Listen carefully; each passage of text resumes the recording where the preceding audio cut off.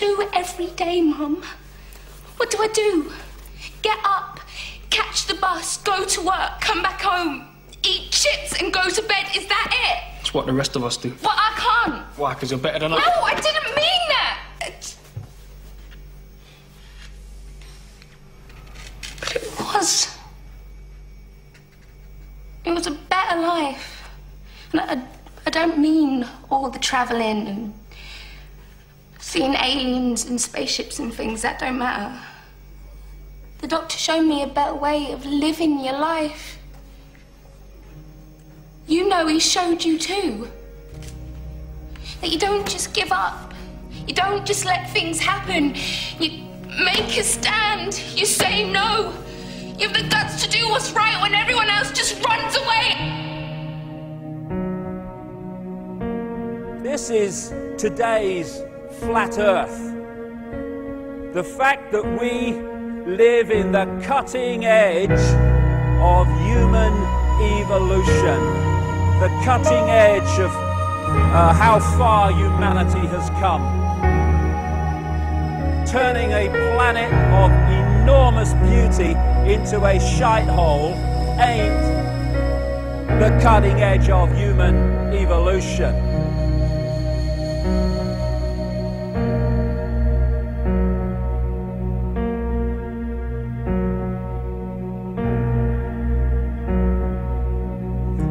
As Michael Elner said, just look at us.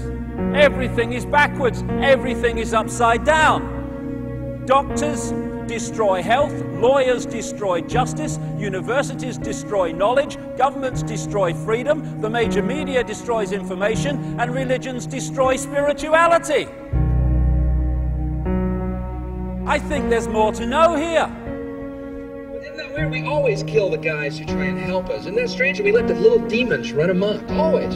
John Lennon, murdered. John Kennedy, murdered. Martin Luther King, murdered. Gandhi, murdered. Reagan, wounded. Yeah. Bad fucking choice. You find that people that are in positions of apparent power, like prime ministers and presidents, are actually puppets of the real power, which doesn't put itself on public display. Why would it? I mean, does anyone really think that George W. Bush is running America? He probably couldn't tie his shoelaces, never mind run a country. I have this feeling, man, because you know there's a handful of people actually run everything. That's true. It's provable. It's not I'm not a conspiracy nut. It's provable. Handful, very small elite run and own these corporations, which include the mainstream media. I have this feeling who's ever elected president, like Clinton was, no matter what your promises you promise on the campaign trail, blah, blah, blah, when you win, you go into this smoky room with the 12 industrialist, capitalist scumfucks who got you in there, and you're in this smoky room, and this little film screen comes down, and a big guy in a cigar, roll the film. And it's a shot of the Kennedy assassination from an angle you've never seen before. It looks suspiciously off the grassy knoll. And in the film, the screen goes up and the lights come up and they go to the new president. Any questions? Just what my agenda is. First we bomb Baghdad. You got it. What I am is frustrated at watching Orwell's 1984 unfold in front of our eyes by the day, while people focus on who shot Phil Mitchell. That is frustrating, because my children and your children, thank you, are going to have to live, indeed, in the timescale so are we, because we're living in it now, when the most basics of freedoms are being taken away. The average man and woman is in a trance. They get home from work, they don't even talk to their children. They turn the television on, and they let those corporate messages set the agenda in their lives. All you ever hear about in this country is our differences. That's all the media and the politicians are ever talking about, the things that separate us, things that make us different from one another. That's the way the ruling class operates in any society. They try to divide the rest of the people. They keep the lower and the middle classes fighting with each other so that they, the rich, can run off with all the fucking money. Fairly simple thing, happens to work. You know, anything different, that's what they're going to talk about. Race, religion, ethnic and national background, jobs, income, education, social status, sexuality, anything they can do, keep us fighting with each other so that they can keep going to the bank. Divide and conquer is the motto. And as long as people continue to see themselves as separate from everything else, they lend themselves to being completely enslaved. We've all seen vast herds or flocks of sheep controlled by a sheepdog and an authority figure called a shepherd. You imagine if just a significant number, not even half, of those sheep said, we're not going to succumb to fear of the sheepdog, and we are going to go our own way. And those sheep start going in their own way, they start expressing their uniqueness, and they stop acquiescing with the authority figure and succumbing to fear. Where's the power of the shepherd now? Where's the power of the sheepdog now? They have no power except in acquiescence by the mass of the sheep to the perceived power that they have. We need to start seeing humanity in these terms very, very quickly. I've seen these ants do great things.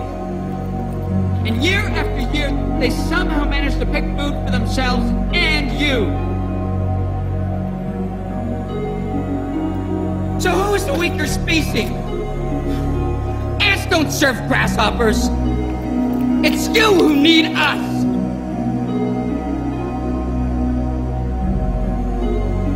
You know, when you go through all these different levels of how we are attacked mentally, emotionally, and physically to suppress us and to hold us in the box, in the bubble, that tells us something about us. What people don't realize. Oh, it's negative. No, it's not negative. It's extremely positive, if you want to use those terms, because it's telling us who we really are. The level of suppression on multi-levels, in multi-ways, that they've had to go to and continue to go to hold us in servitude shows the potential of genius and magnificence that we really are. And that's our natural state. This is the difference between the power of our Creator and anything else, particularly evil. That you can go into a pitch black room full of evil, full of darkness, and light a little candle, and instantly that darkness flees. But you can't do the opposite. You can't go into a well-lit room full of truth and wisdom and righteousness and joy and health and harmony with the universal power.